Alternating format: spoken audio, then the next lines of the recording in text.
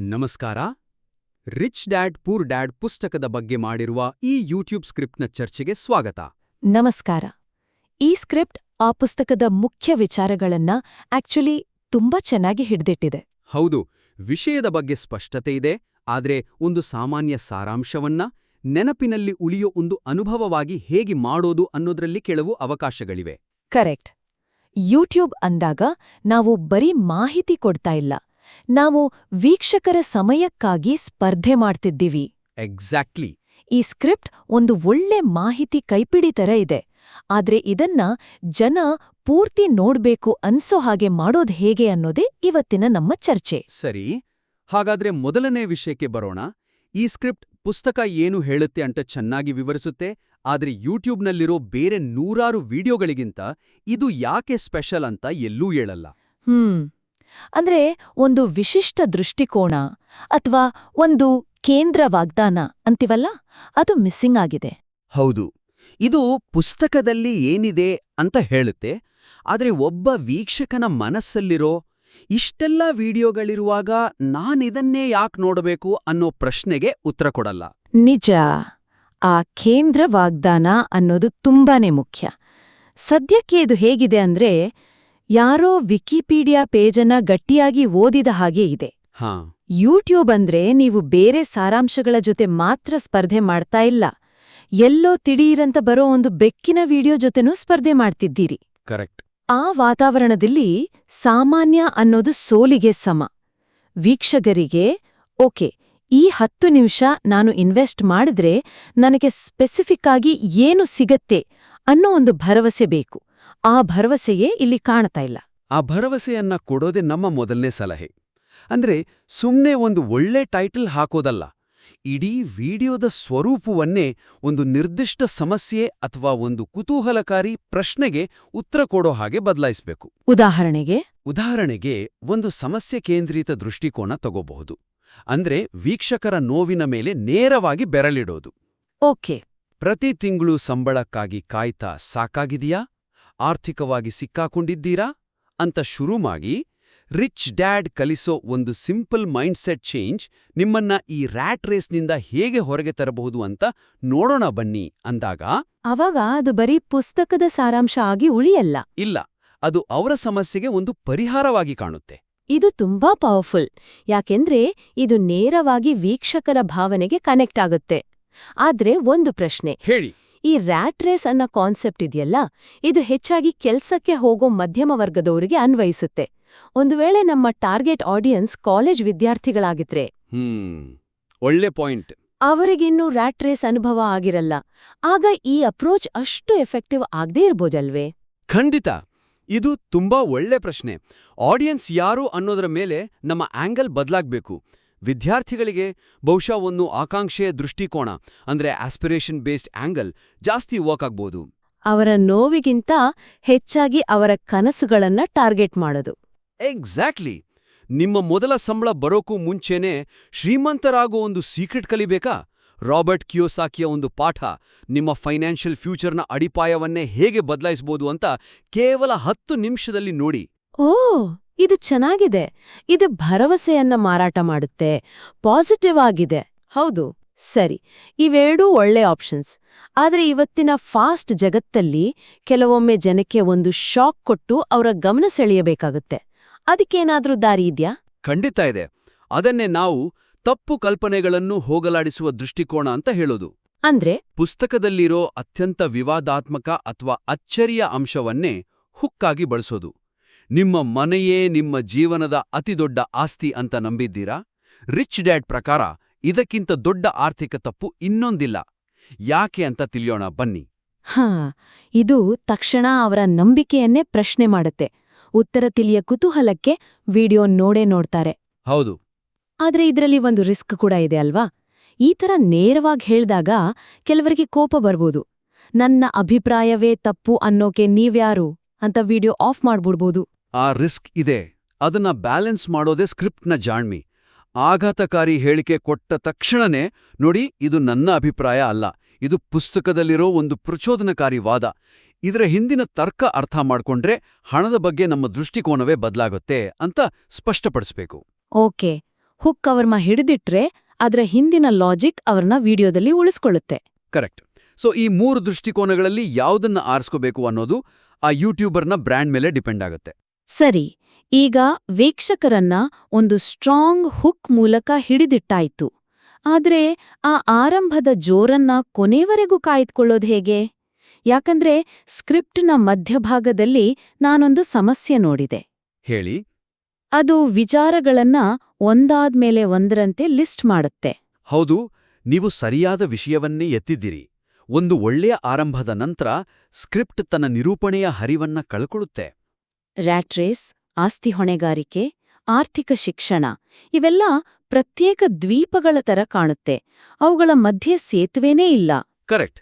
ಇದು ವೀಕ್ಷಕರಿಗೆ ಒಂದು ಪ್ರಯಾಣದ ಅನುಭವ ಕೊಡಲ್ಲ, ಬದಲಾಗಿ ಕೇವಲ ಮಾಹಿತಿಯ ಒಂದು ಪಟ್ಟಿ ಕೊಟ್ಟ ಹಾಗಾಗತ್ತೆ. ನಿಖರವಾಗಿ. ಆ ಪಟ್ಟಿಗಳು ಕ್ಲಿಯರ್ ಆಗಿವೆ ನಿಜ, ಅದೇ ಅವುಗಳ ನಡುವಿನ ಭಾವನಾತ್ಮಕ ಮತ್ತು ತಾರ್ಕಿಕ ಸಂಬಂಧ ಮಿಸ್ ಆಗಿದೆ.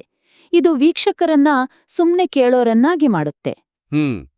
ನಾವು ಅವರನ್ನ ಒಂದು ಪರಿವರ್ತನೆಯ ಪಯಣದಲ್ಲಿ ಹೇಗೆ ಕರ್ಕೊಂಡು ಹೋಗ್ಬೋದು?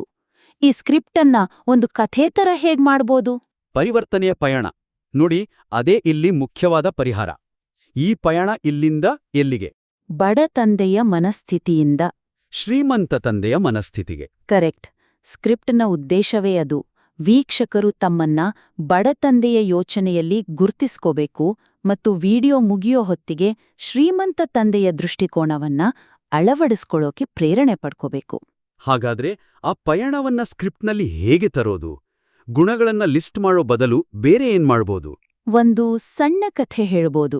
ಉದಾಹರಣೆಗೆ, ನಮ್ಮಲ್ಲಿ ಹೆಚ್ಚಿನವರು ಬಡತಂದೆಯ ದಾರಿಯಲ್ಲೇ ಬೆಲಿತೀವಿ. ಚೆನ್ನಾಗಿ ಓದು, ಒಳ್ಳೆ ಸಂಬಳದ ಕೆಲ್ಸ ಹಿಡಿ, ಸಾಲ ಮಾಡಿ ಮನೆ ಕಟ್ಟು. ಈ ದಾರಿ ಸೇಫ್ ಅಂತ ನಮ್ಗೆ ಹೇಳ್ಕೊಡ್ಲಾಗಿದೆ. ಹೌದು, ನಾವೆಲ್ಲ ಕೇಳಿರೋದೆ. ಆದರೆ ಸತ್ಯ ಏನು ಗೊತ್ತಾ? ಈ ಸೇಫ್ ಅನ್ನೋ ದಾರಿಯೇ ನಮ್ಮನ್ನ ಆರ್ಥಿಕವಾಗಿ ಕಟ್ಟಿಹಾಕೋ ಒಂದು ಬಲೆ. ಆದ್ರೆ ಇನ್ನೊಂದು ದಾರಿ ಇದೆ. ಅದು ನೋಡೋಕೆ ರಿಸ್ಕಿ ಅನ್ಸಿದ್ರೂ ನಿಜವಾದ ಸ್ವಾತಂತ್ರ್ಯ ಕೊಡೋ ಶ್ರೀಮಂತ ತಂದೆಯ ದಾರಿ. ವಾವ್! ಇದು ತಕ್ಷಣ ಒಂದು ಸಂಘರ್ಷವನ್ನ, ಒಂದು ಆಯ್ಕೆಯನ್ನ ವೀಕ್ಷಕರ ಮುಂದಿಡುತ್ತೆ. ಹೌದು, ಅವರು ಕೇವಲ ಕೇಳುಗರಾಗಲ್ಲ, ತಮ್ಮದೇ ಜೀವನದ ಕಥೆಯ ಪಾತ್ರಧಾರಿಗಳಾಗ್ತಾರೆ. ಇದು ತುಂಬಾ ಪರಿಣಾಮಕಾರಿ. ಇದನ್ನ ಇನ್ನಷ್ಟು ಸಂವಾದಾತ್ಮಕವಾಗಿ ಮಾಡೋಕೆ ಬೇರೆ ತಂತ್ರಗಳಿವೆಯಾ? ಪ್ರಶ್ನೆಗಳನ್ನ ಬಳಸೋದು. ಸ್ಕ್ರಿಪ್ಟ್ನಲ್ಲಿ ಹೀಗಿದೆ: ಆಸ್ತಿಗಳು ನಿಮ್ಮ ಜೇಬಿಗೆ ಹಣ ತರ್ತವೆ, ಹೊಣೆಗಾರಿಕೆಗಳು ನಿಮ್ಮ ಜೇಬಿಂದ ಹಣ ತೆಗಿತವೆ ಅಂತ ಹೇಳಲಾಗಿದೆ. ಇದು ಒಂದು ಸ್ಟೇಟ್ಮೆಂಟ್.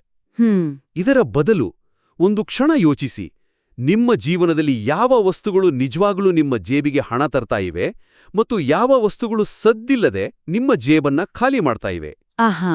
ಈ ಒಂದು ಪ್ರಶ್ನೆಗೆ ಉತ್ತರ ಸಿಕ್ಕಿದ್ರೆ ನಿಮ್ಮ ಸಂಪತ್ತಿನ ರಹಸ್ಯ ಅಲ್ಲೇ ಅಡಗಿದೆ ಅಂತ ಕೇಳ್ಬೋದು. ಹೌದು, ಇದು ಏಕಮುಖ ಸಂಭಾಷಣೆಯನ್ನ ದ್ವಿಮುಖ ಸಂಭಾಷಣೆಯನ್ನಾಗಿ ಮಾಡುತ್ತೆ. ಉಪನ್ಯಾಸ ಮತ್ತು ಸಂವಾದದ ನಡುವಿನ ವ್ಯತ್ಯಾಸ ಇದು. ಇದೇ ತರ್ಕವನ್ನ ಬೇರೆ ಕಾನ್ಸೆಪ್ಟ್ಗಳನ್ನ ಜೋಡಿಸೋಕು ಬಳಸಬಹುದು.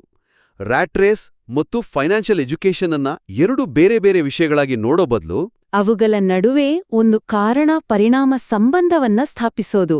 ಎಕ್ಸಾಕ್ಟ್ಲಿ. ನೀವು ರ್ಯಾಟ್ ರೇಸ್ನಲ್ಲಿ ಸಿಕ್ಕಾಕೊಂಡಿದ್ದೀರಾ? ಅದರ ಮೂಲ ಕಾರಣ ಏನು ಗೊತ್ತಾ? ಸ್ಕೂಲ್ನಲ್ಲಿ ನಮಗೆ ಸೈನ್ಸ್, ಮ್ಯಾಥ್ಸ್ ಎಲ್ಲಾ ಕಲಿಸ್ತಾರೆ, ಆದ್ರೆ ಹಣದ ಬಗ್ಗೆ ಒಂದೇ ಒಂದು ಪಾಠನೂ ಕಲ್ಸಲ್ಲ. ಆ ಆರ್ಥಿಕ ಶಿಕ್ಷಣದ ಕೊರತೆಯೇ ನಮ್ಮನ್ನ ಈ ಸಂಬಳದ ಚಕ್ರದಲ್ಲಿ ಸಿಕ್ಕಾಕ್ತಿರುತ್ತೆ. ಓ, ಹಾಗಾದ್ರೆ ಈ ಚಕ್ರದಿಂದ ಹೊರಗೆ ಬರೋದು ಹೇಗೆ? ಉತ್ತರ ಸಿಂಪಲ್: ನಮ್ಗೆ ನಾವೇ ಆರ್ಥಿಕ ಶಿಕ್ಷಕರಾಗ್ಬೇಕು. ಹೀಗ್ ಹೇಳ್ದಾಗ ಎಲ್ಲಾ ಪಾಯಿಂಟ್ಗಳು ಒಂದಕ್ಕೊಂದು ಕನೆಕ್ಟ್ ಆಗತ್ತೆ. ಇದು ಸ್ಕ್ರಿಪ್ಟ್ಗೆ ಒಂದು ಲಾಜಿಕಲ್ ಫ್ಲೋ ಕೊಡುತ್ತೆ. ವೀಕ್ಷಕರಿಗೆ ಕೇವಲ ಏನು ಅಂತ ಗೊತ್ತಾಗಲ್ಲ, ಯಾಕೆ ಮತ್ತು ಹೇಗೆ ಅನ್ನೋದು ಅರ್ಥ ಆಗತ್ತೆ. ನಿಖರವಾಗಿ. ಈಗ ನಾವು ಕೊನೆಯ ಆದ್ರೆ ಅಷ್ಟೇ ಮುಖ್ಯವಾದ ಅಂಶಕ್ಕೆ ಬರೋಣ. ಒಂದು ಸ್ಟ್ರಾಂಗ್ ಆರಂಭ ಮತ್ತು ಒಳ್ಳೆ ಫ್ಲೋ ಇದ್ರೂ ವಿಡಿಯೋದ ಕೊನೆ ಸರಿಯಿಲ್ಲ ಅಂದ್ರೆ ಪರಿಣಾಮ ಕಡಿಮೆ ಆಗ್ಬಿಡುತ್ತೆ. ಹೌದು, ವಿಡಿಯೋದ ಆರಂಭ ಮತ್ತು ಅಂತ್ಯ ಈ ಎರಡೂ ಕಂಬಗಳು ತುಂಬಾ ಗಟ್ಟಿಯಾಗಿರ್ಬೇಕು. ಆ ಮೊದಲ 5-10 ಸೆಕೆಂಡ್ ಮತ್ತು ಕೊನೆಯ 30 ಸೆಕೆಂಡ್ ಇದೆಯಲ್ಲ, ಅದು ತುಂಬಾ ನಿರ್ಣಾಯಕ. ಆರಂಭದಲ್ಲಿ ಅವರನ್ನ ಹಿಡಿದಿಟ್ಕೊಳ್ಳಿಲ್ಲ ಅಂದ್ರೆ ಅವರು ಬೇರೆ ವಿಡಿಯೋಗೆ ಹೋಗ್ತಾರೆ. ಕರೆಕ್ಟ್. ಪ್ರಸ್ತುತ ಇಂಟ್ರೋ, ಇಂದು ನಾವು ವಿಶ್ಲೇಷಿಸಲಿದ್ದೇವೆ ಅನ್ನೋದು ತುಂಬಾ ನಿಧಾನ. ಹಾಗೇನೆ ಮುಕ್ತಾಯ, ಲೈಕ್, ಶೇರ್, ಸಬ್ಸ್ಕ್ರೈಬ್ ಮಾಡಿ ಅನ್ನೋದು ತುಂಬಾ ಸವಕಲು. ಹೌದು, ಅದಕ್ಕೆ ನಾವು ಮೊದಲೇ ಚರ್ಚೆ ಮಾಡಿದ ಹಾಗೆ ಪರಿಚಯದಲ್ಲಿ ಒಂದು ಶಕ್ತಿಯುತ ಹುಕ್ ಇರಲೇಬೇಕು. ಉದಾಹರಣೆಗೆ, ನಿಮ್ಮ ಜೀವನದ ಅತಿದೊಡ್ಡ ಆರ್ಥಿಕ ತಪ್ಪು ಯಾವುದು ಗೊತ್ತೇ? ನೀವೇ ಹಣಕ್ಕಾಗಿ ದುಡಿಯೋದು. ಇದು ನೇರವಾಗಿ ವೀಕ್ಷಕರನ್ನ ಯೋಚನೆಗೆ ಹಚ್ಚುತ್ತೆ. ಸರಿ, ಇದು ಆರಂಭದ ಬಗ್ಗೆ ಆಯ್ತು. ಅದೇ ರೀತಿ ಮುಕ್ತಾಯದ ಬಗ್ಗೆ ಏನು? ಲೈಕ್, ಶೇರ್, ಸಬ್ಸ್ಕ್ರೈಬ್ ಅಂತ ಕೇಳೋದು ಒಂದ್ ರೀತಿ ಭಿಕ್ಷೆ ಬೇಡದ ಹಾಗೆ. ಹೌದು. ಅದು ವೀಕ್ಷಕರಿಗೆ ಏನೂ ವ್ಯಾಲ್ಯೂ ಕೊಡಲ್ಲ. ಆ ಕೊನೆಯ ಅಮೂಲ್ಯ ಕ್ಷಣಗಳನ್ನ ವೀಕ್ಷಕರ ಜೊತೆ ಸಂಬಂಧ ಬೆಳೆಸೋಕೆ ಹೇಗೆ ಬೆಳೆಸಬಹುದು? ಅದಕ್ಕೆ ಪರಿಹಾರ ಕೇವಲ ಕಾಲ್ ಟು ಆಕ್ಷನ್ ಬದಲು ಕಾಲ್ ಟು ಎಂಗೇಜ್ಮೆಂಟ್ ಕೊಡೋದು. ಅಂದ್ರೆ ಅವರನ್ನ ಕ್ರಿಯಾಶೀಲರಾಗೋಕೆ ಪ್ರೇರೇಪಿಸೋದು. ವಿಡಿಯೋದಲ್ಲಿ ಕಲಿತ ಪಾಠವನ್ನ ಅವರ ಜೀವನದಲ್ಲಿ ಅಳವಡಿಸೋಕೆ ಒಂದು ಸಣ್ಣ ಸವಾಲು ಕೊಡೋದು. ಆ ಸವಾಲು ಹೇಗಿರ್ಬೋದು? ಒಂದು ಉದಾಹರಣೆ ಕೊಡಿ. ಖಂಡಿತ. ಸುಮ್ನೆ ಮನವಿ ಮಾಡೋ ಬದಲು ಹೀಗೆ ಹೇಳ್ಬೋದು: ಈ ವಿಡಿಯೋ ಮುಗಿದ ತಕ್ಷಣ ಒಂದು ಪೇಪರ್ ತಗೊಂಡು ನಿಮ್ಮ ಜೀವನದಲ್ಲಿರೋ ಒಂದು ಆಸೆಟ್ ಮತ್ತು ಒಂದು ಲಯಬಿಲಿಟಿ ಯಾವುದು ಅಂತ ಪ್ರಾಮಾಣಿಕವಾಗಿ ಬರೆಯಿರಿ. ಓಕೆ. ನಿಮ್ಮ ಆರ್ಥಿಕ ಪಯಣದ ಮೊದಲ ಹೆಜ್ಜೆ ಇವತ್ತೇ ಇರ್ಲಿ. ನೀವು ಗುರುತಿಸಿದ್ದನ್ನ ಕಾಮೆಂಟ್ ಸೆಕ್ಷನ್ನಲ್ಲಿ ನಮ್ಮ ಜೊತೆ ಹಂಚಿಕೊಳ್ಳಿ. ಇದು ಅದ್ಭುತವಾಗಿದೆ. ಇದು ಒಂದೇ ಕಲ್ಲಲ್ಲಿ ಎರಡು ಹಕ್ಕಿ ಹೊಡೆದ ಹಾಗೆ. ಹೇಗೆ?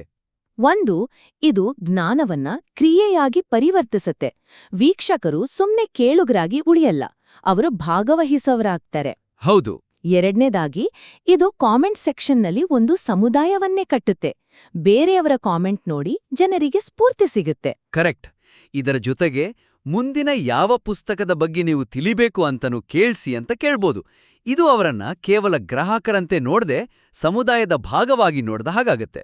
ಒಟ್ಟಾರೆಯಾಗಿ ಹೇಳೋದಾದ್ರೆ, ಈ ಸ್ಕ್ರಿಪ್ಟ್ನ ಅಡಿಪಾಯ ತುಂಬಾ ಗಟ್ಟಿಯಾಗಿದೆ. ವಿಷಯದ ಜ್ಞಾನ, ಸ್ಪಷ್ಟತೆ ಎಲ್ಲ ಇದೆ. ಹೌದು. ಆದ್ರೆ ಅದ್ರ ಮೇಲೆ ಒಂದು ಸ್ಮರಣೀಯ ಅನುಭವದ ಕಟ್ಟಡ ಕಟ್ಟೋಕೆ ನಾವು ಚರ್ಚೆ ಮಾಡಿದ ಈ 3 ಅಂಶಗಳು, ಒಂದು ವಿಶಿಷ್ಟ ಕೋನ, ಒಂದು ನಿರೂಪಣೆಯ ಹರಿವು ಮತ್ತು ಒಂದು ಶಕ್ತಿಯುತ ಆರಂಭ ಅಂತ್ಯ ತುಂಬಾನೇ ಮುಖ್ಯ. ಸರಿಯಾಗಿ ಹೇಳಿದ್ರಿ. ಹಾಗಾದ್ರೆ ನಮ್ಮ ಚರ್ಚೆಯನ್ನ ಒಟ್ಟಾರೆಯಾಗಿ ಸಂಕ್ಷಿಪ್ತಗೊಳಿಸೋಣ. ಖಂಡಿತ. ಈ ಸ್ಕ್ರಿಪ್ಟನ್ನು ಇನ್ನಷ್ಟು ಪ್ರಬಲಗೊಳಿಸಲು ನಾವು ಚರ್ಚಿಸಿದ 3 ಮುಖ್ಯ ಅಂಶಗಳನ್ನ ಗಮನದಲ್ಲಿಟ್ಕೊಳ್ಬೋದು. ಮೊದಲನೆಯದು ವಿಶಿಷ್ಟ ದೃಷ್ಟಿಕೋನ. ಸಾಮಾನ್ಯ ಸಾರಾಂಶದ ಬದಲು ನಿಮ್ಮ ವೀಕ್ಷಕರ ಒಂದು ನಿರ್ದಿಷ್ಟ ಸಮಸ್ಯೆ, ಆಕಾಂಕ್ಷೆ ಅಥವಾ ತಪ್ಪು ಕಲ್ಪನೆಯ ಸುತ್ತ ಸ್ಕ್ರಿಪ್ಟನ್ನು ಹೆಣೆಯಿರಿ. ನಾನಿದನ್ನು ಯಾಕೆ ನೋಡಬೇಕು ಅನ್ನೋ ಪ್ರಶ್ನೆಗೆ ಮೊದಲ ಕ್ಷಣದಲ್ಲೇ ಉತ್ತರ ಸಿಗ್ಬೇಕು. ಎರಡನೆಯದು ನಿರೂಪಣೆಯ ಹರಿವನ್ನು ಸೃಷ್ಟಿಸುವುದು. ಮಾಹಿತಿಯ ಪಟ್ಟಿಯ ಬದಲು ವೀಕ್ಷಕರನ್ನು ಒಂದು ಪರಿವರ್ತನೆಯ ಪಯಣದಲ್ಲಿ ಕರೆದೊಯ್ಯುವ ಕಥೆಯನ್ನು ಹೇಳಿ. ಬಡ ತಂದೆಯ ಮನಸ್ಥಿತಿಯಿಂದ ಶ್ರೀಮಂತ ತಂದೆಯ ಪರಿಹಾರದತ್ತ ಅವರನ್ನ ಭಾವನಾತ್ಮಕವಾಗಿ ಮತ್ತು ತಾರ್ಕಿಕವಾಗಿ ಕರ್ಕೊಂಡ್ಹೋಗಿ. ಮತ್ತು ಮೂರನೆಯದು ಆರಂಭ ಮತ್ತು ಅಂತ್ಯವನ್ನು ಪರಿಣಾಮಕಾರಿಯಾಗಿ ಬಳಸುವುದು. ವೀಕ್ಷಕರನ್ನು ತಕ್ಷಣ ಸೆಳೆಯುವಂತಹ ಹುಕ್ ಬಳಸಿ ಮತ್ತು ವಿಡಿಯೋ ನೋಡಿದ ನಂತರ ಅವರನ್ನು ಕ್ರಿಯಾಶೀಲರಾಗುವಂತೆ ಮಾಡುವಂತಹ ಒಂದು ಸವಾಲಿನೊಂದಿಗೆ ವಿಡಿಯೋವನ್ನು ಕೊನೆಗೊಳಿಸಿ. ಈ ಬದಲಾವಣೆಗಳು ನಿಮ್ಮ ವಿಡಿಯೋವನ್ನು ಕೇವಲ ತಿಳಿವಳಿಕೆ ನೀಡುವುದಷ್ಟೇ ಅಲ್ಲದೆ ಪ್ರೇರಣೆ ನೀಡಿ ನೆನಪಿನಲ್ಲಿ ಉಳಿಯುವಂತೆ ಮಾಡುತ್ತೆ. ನಿಮ್ಮಲ್ಲಿರುವ ವಿಷಯದ ಜ್ಞಾನಕ್ಕೆ ಈ ನಿರೂಪಣಾ ತಂತ್ರಗಳನ್ನು ಸೇರಿಸಿದಾಗ ಫಲಿತಾಂಶ ಖಂಡಿತವಾಗಿಯೂ ಅತ್ಯುತ್ತಮವಾಗಿರುತ್ತದೆ. ನಿಮ್ಮ ಪರಿಷ್ಕೃತ ಆವೃತ್ತಿಯನ್ನು ನೋಡಲು ನಾವು ಎದುರು ನೋಡುತ್ತೇವೆ.